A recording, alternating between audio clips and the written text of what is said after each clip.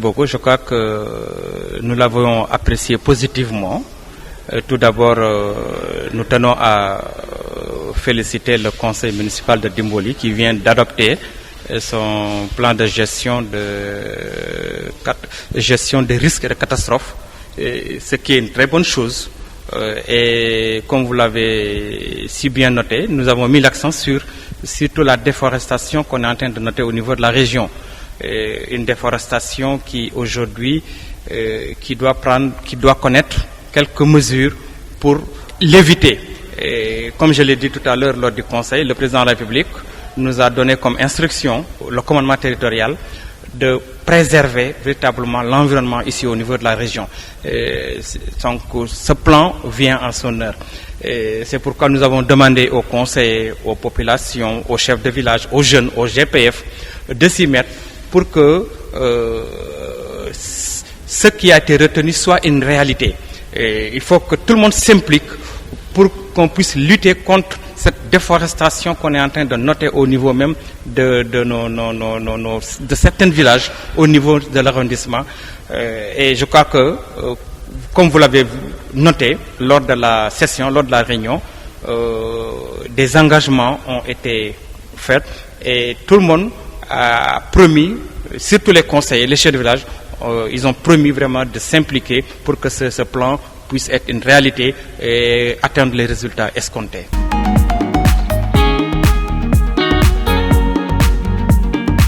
Ça, bon, là aussi, c'est une fierté, parce que, vous savez, l'objectif même d'une collectivité territoriale, c'est d'accompagner les populations, de répondre aux besoins et aux préoccupations même des populations.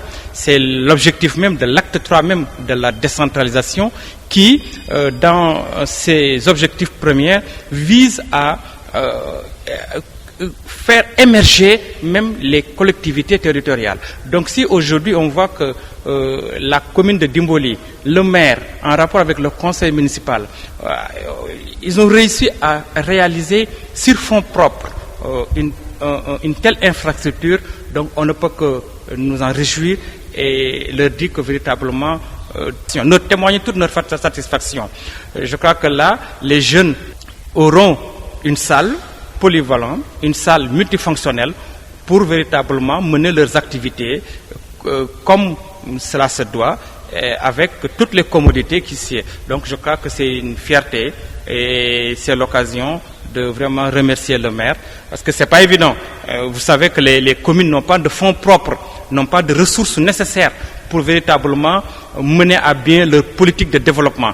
Donc si la commune réussit aujourd'hui sur fonds propres, c'est parce que j'insiste beaucoup sur fonds propres, à réaliser un tel investissement, je crois que donc on ne peut que nous en réjouir et les encourager à aller de l'avant et dire que véritablement demander aux populations de l'utiliser à bon escient, parce que c'est pas évident aussi véritablement d'en faire un bon usage, de tenir compte de l'entretien pour que véritablement ce bijou puisse véritablement perdurer et satisfaire les besoins même de la jeunesse de Dimboli.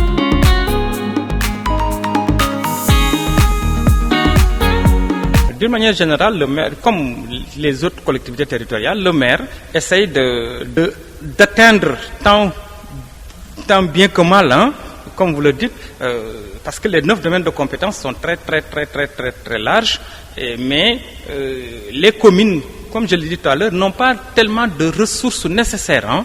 Elles ne comptent que d'habitude sur les fonds de dotation et les fonds de concours.